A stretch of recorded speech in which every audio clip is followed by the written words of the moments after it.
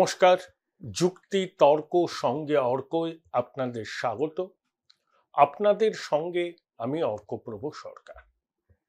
27 August ছাত্র সমাজের নবান্ন অভিযান ঘিরে সরগরম রাজনীতি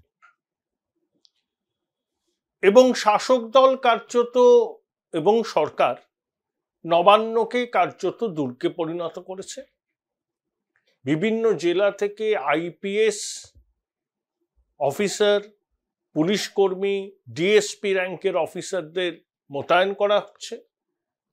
এমনকি সুদূর উত্তরবঙ্গ থেকে অফিসারদের নবান্ন অভিযান ঠেকাবার জন্য নবান্ন চত্বরে আসার নির্দেশ জারি করা হয়েছে। দেখুন, ছাত্র সমাজ ডাক দিয়েছে। এই ছাত্র সমাজের 3 প্রতিনিধি সাংবাদিক বৈঠক করেছিলেন 23 অগস্ট প্রেস ক্লাবে। তারা 3টে বিষয়ের উল্লেখ করেছিলেন, যে 3টে বিষয়কে সামনে রেখে তারা নবান্ন অভিযানে যাবে। এক, অভাগিনীর উপর হওয়া যে অত্যাচার তার ন্যায় বিচার, অর্থাৎ অপরাধীদের শাস্তি, পিছনে লুকিয়ে থাকা অপরাধীদের শাস্তি। হসপিটালে যে দুর্নীতি চক্র চলছে তার পর্দাফাঁস, এবং মুখ্যমন্ত্রী, তিনি স্বাস্থ্যমন্ত্রীও বটে, দায় স্বীকার করে পদত্যাগ। আমি মনে করি প্রতিবাদ সচেতনতার ভাষা। সেই প্রতিবাদ যদি গণতান্ত্রিক শান্তিপূর্ণভাবে হয়, যাতে প্ররোচনা সৃষ্টিকারী কোনো স্লোগান দেয়া না হয়, সেই প্রতিবাদ মানুষ করতেই পারে। সুপ্রিম কোর্টও বলেছে, হাইকোর্টও বলেছে যে শান্তিপূর্ণ প্রতিবাদ বন্ধ করার কোনো অধিকার রাজ্য সরকারের নেই। রাজ্য সরকার সুপ্রিম কোর্ট, হাইকোর্টে বারবার করে বলছিল যে এসওপি করে দিন, এসওপি করে দিন, স্ট্যান্ডার্ড অপারেটিং প্রসিডিওর। কিন্তু সুপ্রিম কোর্ট বলেছে, হাইকোর্টও বলেছে, শান্তিপূর্ণভাবে গণতান্ত্রিকভাবে প্রতিবাদ মানুষ করতেই পারে। কিন্তু আইন শৃঙ্খলা পরিস্থিতি কথা মাথায় রেখে যদি রাজ্য সরকার মনে করে যে পরিস্থিতি হাতের বাইরে চলে যেতে পারে, তখন তাদের হাতে যে আইনের সংস্থান আছে সেই আইনের সংস্থান তারা প্রয়োগ করতে পারে। কিন্তু সেটা কখন প্রয়োগ করতে পারবে? যদি এই নবান্ন অভিযান ধরুন হঠাৎ করে অশান্ত হয়ে ওঠে, যদি সেই নবান্ন অভিযানের যারা অংশ নিচ্ছেন তারা উস্কানিমূলক স্লোগান দিতে থাকেন, যদি তারা হঠাৎ হিংসাত্মক হয়ে ওঠেন, তবেই সরকার প্রয়োজনীয় ব্যবস্থা নিতে পারবে, তার হাতে যে আইন আছে। কিন্তু আগাম অনুমান করে কখনো মিছিল বন্ধ করা যাবে না, মানুষের গণতান্ত্রিক অধিকারকে রুদ্ধ করা যাবে না। দেশের সর্বোচ্চ আদালত স্পষ্টভাবে জানিয়ে দিয়েছে। আসলে রাজ্য সরকার ভয়টা অন্য জায়গায় পাচ্ছে। দেখুন, কোন রাজনৈতিক দল এ ধরনের অভিযানের ডাক দিলে কার নেতৃত্বে অভিযান হবে সেটা প্রশাসনের কাছে থাকে, এবং কত জনসমাগম হতে পারে তার একটা আগাম আন্দাজ প্রশাসন করতে পারে। সেখানে 19 বিষয়, এবং এই ধরনের আগে মহাকরণ অভিযান হতো, তৃণমূলও অনেক করেছে। 21শে জুলাইয়ের ঘটনাটা অভিশপ্ত, কিন্তু তারপরেও তৃণমূল তো বাম জমানায় মহাকরণ অভিযান করেছে। এখন বামের আগে করেছে, বিজেপিও করেছে, নবান্ন অভিযান করেছে। একটা রাজনৈতিক দল নবান্ন অভিযান করলে তার অভিঘাত কি হতে পারে? প্রশাসনের কাছে তার একটা মোটামুটি তারা বুঝতে পারে জনসমাগম কত হবে, কিরকম মিছিলটা হতে পারে, কোথা থেকে লোকজন আসবে, ইত্যাদি ইত্যাদি। সেই অনুযায়ী তারা ব্যবস্থা নেয়। কিন্তু রাতের দখলনিক মেয়েরা যে কলটা হয়েছিল 14ই অগস্ট মধ্যরাতে, রিমঝিম সিনহা বলে প্রেসিডেন্সির এক প্রাক্তনী সমাজ মাধ্যমে এই আহ্বানটা জানিয়েছিলেন, অভূতপূর্ব সাড়া পড়েছিল। এরকম অদৃষ্টপূর্ব বলা যায়, মানুষ স্বতঃস্ফূর্তভাবে যোগদান করেছিলেন। সমাজ মাধ্যমে সেই ছবি ঘুরছে, ভাইরাল রয়েছে, কাতারে কাতারে। আমাকে একজন বললেন, সল্টলেকের করুণাময়ীতে দাদা সেদিন 15,000-এর বেশি লোক হয়েছিল। সিথির মোড়ে 20-25 হাজার মানুষ।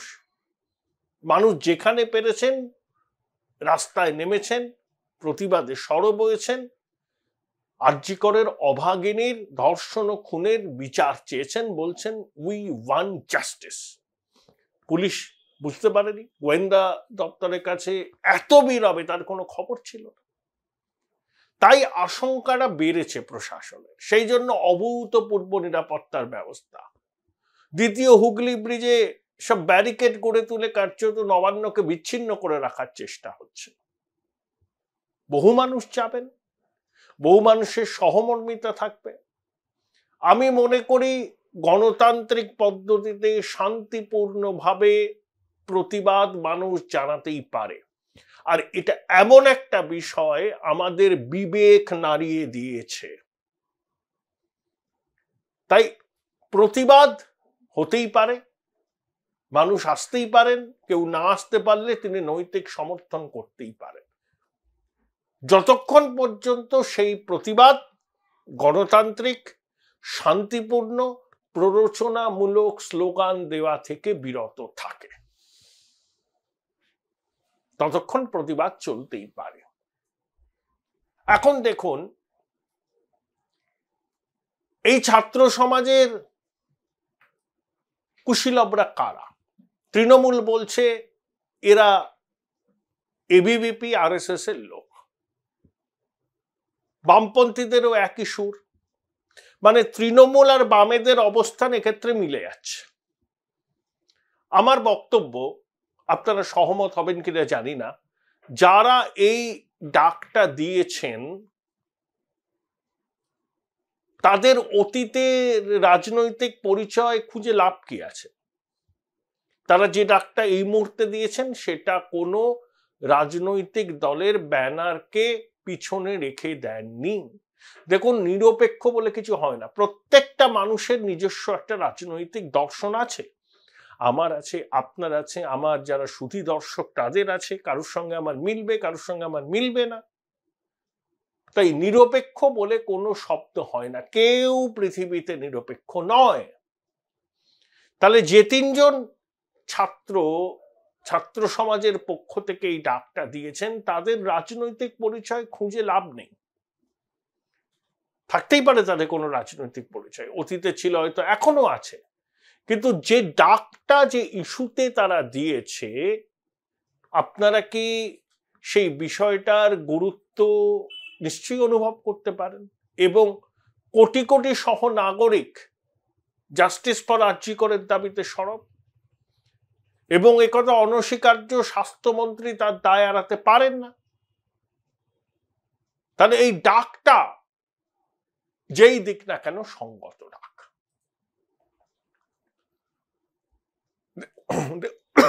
দেখুন, ছাত্র সমাজ অতীতে অনেক বড় বড় আন্দোলনের নেতৃত্ব দিয়েছেন। সম্প্রতি তো বাংলাদেশে ছাত্র সমাজ এই আন্দোলনের নেতৃত্ব দিয়েছেন, কিন্তু তাদের অনভিজ্ঞতার জন্য বাংলাদেশে এখন প্রতিহিংসার রাজনীতি কায়েম হচ্ছে, ভারত বিরোধী বিদ্বেষ বাড়ছে, এবং ইসলামী শাসন প্রতিষ্ঠার জন্য হেফাজতে ইসলাম, জামাত, ছাত্রলীগ সব একজোট হয়েছে। যদি ইউনূস বলছেন গণতান্ত্রিক, উদার, ধর্মনিরপেক্ষ বাংলাদেশ তৈরি করা তার স্বপ্ন, কিন্তু ছাত্ররাই তো এই আন্দোলনের নেতৃত্ব দিয়েছিল। তারপর জামাতের ক্যাডার বাহিনীর হাতে আন্দোলনের রাশ অনেকটা চলে যায়। তাহলে ছাত্ররা ইতিহাস তৈরি করতে পারে। তাই ছাত্ররা যখন কোনো আন্দোলনের ডাক দেয় তখন তার অভিঘাত তীব্র হতে পারে। বাংলাদেশের সঙ্গে আমাদের পরিস্থিতি মেলালে ভুল হবে, কিন্তু ছাত্ররা এখানে একটা আন্দোলনের ডাক দিয়েছে। জয়প্রকাশ নারায়ণও সম্পূর্ণ ক্রান্তির ডাক দিয়েছিলেন, কিন্তু দুর্ভাগ্যের বিষয় সমগ্র ভারতে এই মুহূর্তে জয়প্রকাশ নারায়ণের স্ট্যাচারের কোনো নেতা নেই। পশ্চিমবঙ্গে তো নেই, যে তিনি র্যালিং পয়েন্ট হবেন, যে ঝান্ডা ছেড়ে সবাই তার ডাকে সাড়া দিয়ে একজোট হবে। জেপি যেটা করতে পেরেছিলেন, বর্তমানে সেটা সম্ভব নয়। তাই জেপির সম্পূর্ণ ক্রান্তির আহ্বান যে সময় করেছিলেন আজ থেকে 48 বছর আগে, 49 বছর আগে, সেই সময়ের সঙ্গে এই সময়ের অনেক ফারাক আছে। কিন্তু ওই ছাত্র সমাজ ডাক দিয়েছে, মানুষ নামবেন, প্রশাসন বুঝতে পারছে না, কিংকর্তব্য বিমূঢ় অবস্থা। কারণ এই ধরনের ডাক অতীতে পশ্চিমবঙ্গে খুব বেশি দেয়া হয়নি। শুধু ওই নন্দীগ্রামের পর নভেম্বর মাসে কলকাতার রাজপথে একটা অরাজনৈতিক মিছিল হয়েছিল, সেটাও ঐতিহাসিক। সেরকমই কি কিছু হতে চলেছে? সময় বলবে। এবার আসুন সুপ্রিম কোর্টে রাজ্য সরকারের হয়ে যিনি সওয়াল করেন, কপিল সিব্বাল, তার সঙ্গে 21 জনের টিম আছে। তিনি একটা বড় ফাঁপড়ে পড়েছেন। তিনি সুপ্রিম কোর্টের বার অ্যাসোসিয়েশনের সভাপতি। তিনি আরজিকর কাণ্ডটাকে একটু লঘু করে দেখাতে চেয়েছিলেন, মানে এরকম তো হয়, বিচ্ছিন্ন নয়, ইত্যাদি ইত্যাদি। কিন্তু সুপ্রিম কোর্টের প্রাক্তন ওই আপনার বার অ্যাসোসিয়েশনের সভাপতি এবং আরো অনেকে বলছেন সিব্বাল ইচ্ছা করে বিষয়টাকে লঘু করে দেখিয়েছেন, বিষয়টার গুরুত্ব অপরিসীম, অন্য ঘটনার সঙ্গে এর কোনো তুলনা হয় না, এবং এক্সিকিউটিভ কমিটিকে অন্ধকারে রেখে নিজের পেশাগত স্বার্থে সিব্বাল এই ধরনের প্রস্তাব পেশ করেছেন। চ্যালেঞ্জের মুখে পড়েছেন কপিল সিব্বাল সুপ্রিম কোর্টে আইনজীবীদের মধ্যে থেকে। দেখুন, অনেকে হাথরাস, উন্নাও, বিলকিস বানো, তৃণমূল আবার অনিতা দেওয়ান এইসব সামনে নিয়ে আসছেন। এ ধরনের ঘটনাকে কেউ সমর্থন করে না, প্রত্যেকটাই নিন্দার কোনো ভাষা নেই। যেভাবে ওই বজরং দলের লোকজন বিলকিস বানোর গণধর্ষণ মামলায় অভিযুক্তদের মালা পরিয়ে সম্বর্ধনা দিয়েছিল, নিন্দার কোনো ভাষা নেই। কিন্তু আর্চিকরের ঘটনাটা অন্য, এর গুরুত্ব অপরিসীম। প্রথম কথা, মহিলা চিকিৎসকটি যেখানে ধর্ষণ করে খুন করা হয়েছে, সেই জায়গাটা তার কাছে সব থেকে নিরাপদ জায়গা বলে বিবেচিত হতো, তার নিজের বাড়ির মতো। কারণ দিনের পর দিন, ঘন্টার পর ঘন্টা সেখানে সে রোগী দেখার কাজে নিজেকে যুক্ত রাখত। তাহলে একজন চিকিৎসক স্বাস্থ্যকর্মীর কাছে তার কাজের জায়গাটা, হসপিটালটাই হচ্ছে সব থেকে নিরাপদ জায়গা, এটাই তাদের বাড়িঘর হয়ে যায়। সেখানে একজন, অর্থাৎ কার্যত নিজের বাড়ির মতো পরিস্থিতি যেখানে, সেখানে একজন চিকিৎসককে যেভাবে ধর্ষণ করে খুন করা হয়েছে, সেটা তুলনা কিন্তু আর অন্য কোনো ঘটনার সঙ্গে করা যায় না। এর গুরুত্ব অপরিসীম। প্রথম কথা, এই ধর্ষণ ও খুনের পিছনে প্রতিহিংসা তো আছেই। ওই অভাগিনী হয়তো হুইসেল ব্লোয়ার হতে চেয়েছিল, তার কণ্ঠ চিরকালে স্তব্ধ করে দেওয়া হলো। অর্থাৎ দুর্নীতি এর সঙ্গে যুক্ত, সিবিআই নিশ্চয়ই খুঁজে বার করবে। দুর্নীতি এবং এই ধর্ষণ ও হত্যাকাণ্ড পরস্পরের সঙ্গে যুক্ত। কেন তরুণীর গাড়িটিকে ভাঙচুর করা হয়েছে? Join Indian Institute of Hotel Management now. Right choice, right decision. এত আক্রোশ কিসের? এতেই যুক্ত আছে যে এটা একটা সাধারণ খুন ধর্ষণ নয়, বিকৃতকাম লোক তো ঘটিয়েছে, কিন্তু এর সঙ্গে দুর্নীতিটাও অঙ্গাঙ্গিভাবে জড়িত। দুর্নীতি ফাঁস করার জন্যই বা ফাঁস করতে চাওয়ার জন্যই এই অভাগিনীকে চরম মূল্য দিতে হলো। এবার আসি মমতা বন্দ্যোপাধ্যায়ের কথা। বেশ কয়েকদিন চুপচাপ আছেন তিনি, মাঝে একটা প্রধানমন্ত্রীকে চিঠি লিখে জ্ঞানের কথা বলেছেন। এখন দেখুন, আমি আগে দু একবার থাম্বনেল করেছি ভয় পেয়েছেন মমতা, এবার একটা জুড়ে দিয়েছি সত্যিই বোধহয় ভয় পেয়েছেন মমতা। কারণ তার 13 বছরের রাজ্য শাসনে এরকম সংকটের মুখে তাকে পড়তে হয়নি। শুধু বিরোধীরা পথে নামেননি, সর্বস্তরের মানুষ, দেশের মানুষ বিদেশের মানুষ এই ঘটনার প্রতিবাদে সরব হয়ে বলছেন we want justice. Mamata Bandyopadhyay 2024-এর লোকসভা নির্বাচনে 29টা আসন পেলেন। 100টার মধ্যে প্রায় 95টা মুসলমান ভাই বোনদের ভোট তিনি পেয়েছেন, বিশেষত দক্ষিণবঙ্গে। তিনি সংখ্যালঘুদের ত্রাতা হিসাবে নিজেকে তুলে ধরেন, সংখ্যালঘুদের কাছে বিজেপির জুজু দেখান, ইলেকটোরাল ডিভিডেন্ড পান। এবার আরজিকর কাণ্ডের deputy super non medical Akhtar Ali, তিনিও কিন্তু একজন মুসলমান সম্প্রদায়ের মানুষ, আমাদের সহনাগরিক। তিনি হুইসেল ব্লোয়ার। তিনি সন্দীপ ঘোষ এন্ড অ্যাসোসিয়েটের দুর্নীতির বিরুদ্ধে আজ থেকে তো সরব নয়, 1 বছরেরও বেশি আগে থেকে সরব।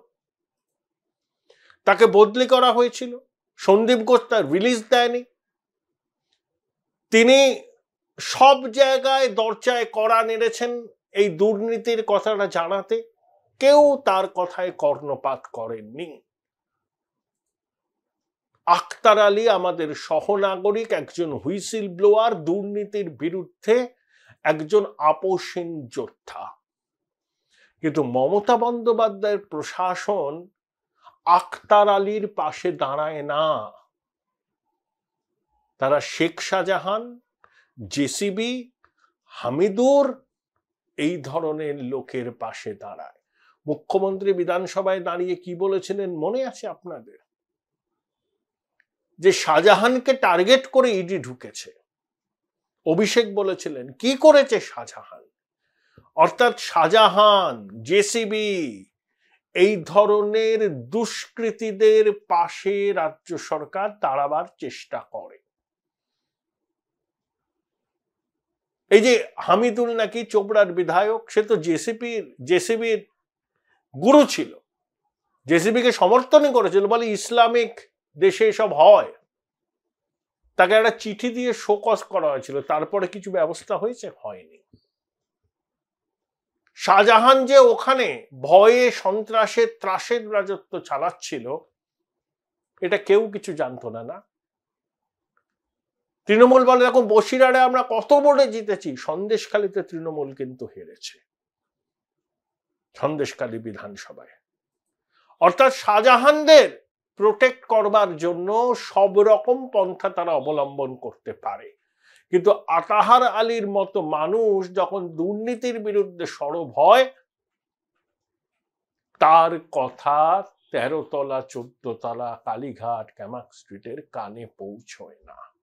এর থেকে দুর্ভাগ্যের কি হবে? যাদেরকে বিজেপির জুজু দেখিয়ে যাদের ভোট মমতা বন্দ্যোপাধ্যায় নিশ্চিত করছেন, তাদের ভেবে দেখার সময় আছে।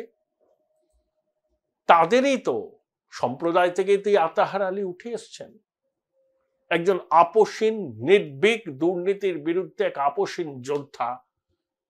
তার কথার কণামাত্র গুরুত্ব দিল না স্বাস্থ্য ভবন, নবান্ন, কেউ না।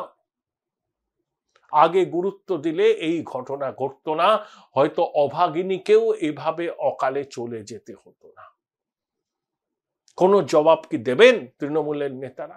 2, ল্যান্ডসেট ম্যাগাজিনের নাম আপনারা শুনেছেন, খুব রেসপেক্টেড, চিকিৎসা বিজ্ঞানের সঙ্গে যারা যুক্ত, যারা ডাক্তার, অধ্যাপক, তারা সবাই ল্যান্ডসেটের গুরুত্ব জানেন। প্রচন্ড সম্মান পায় ল্যান্ডসেট পত্রিকা। সেখানে কোনো গবেষণামূলক লেখা প্রকাশিত হলে চিকিৎসক দুনিয়ায় কার্যত হইচই পড়ে যায়। সেই ল্যান্ডসেটেও এবার আরজিকরের ঘটনার উল্লেখ করা হয়েছে। ভাবতে পারেন, কিছু আর বাকি রইল না। 3,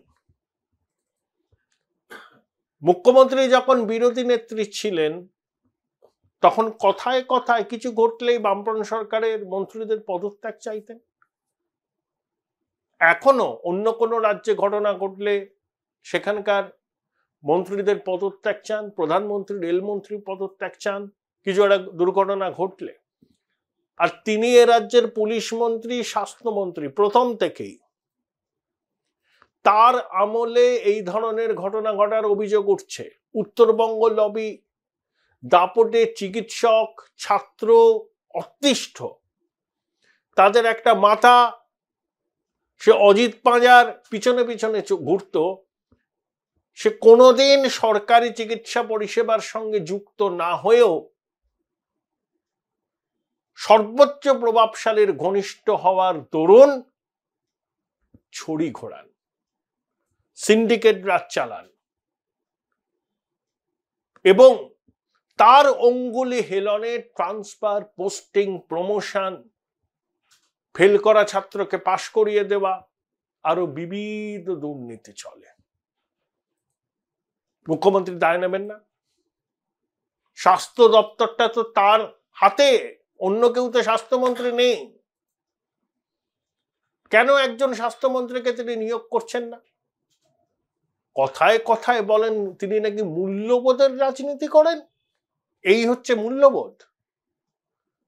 এক অভাগিনী অসময়ে তার জীবন দিয়ে আমাদের এক নির্মম সত্যের মুখে দাঁড় করিয়ে দিল, তখনও 14 তলার ঘুম ভাঙে না। শুধু রামবামের কল্পিত তত্ত্ব। এবার মানুষ খেলাটা ধরে ফেলেছে, সত্যিই ধরে ফেলেছে। যে প্রতিবাদ রাস্তায় আছড়ে পড়ছে সর্বত্র, এটা কিন্তু শুধু শহর কেন্দ্রিক প্রতিবাদ নয়, গ্রামে গঞ্জে মফস্বলে জেলা সদরে সব জায়গায় হচ্ছে। কারণ কেউ এটাকে মানতে রাজি নয়। যতই হাত ধুয়ে ফেলা হোক না কেন, দায় নিতেই হবে। এই জমানায় এরা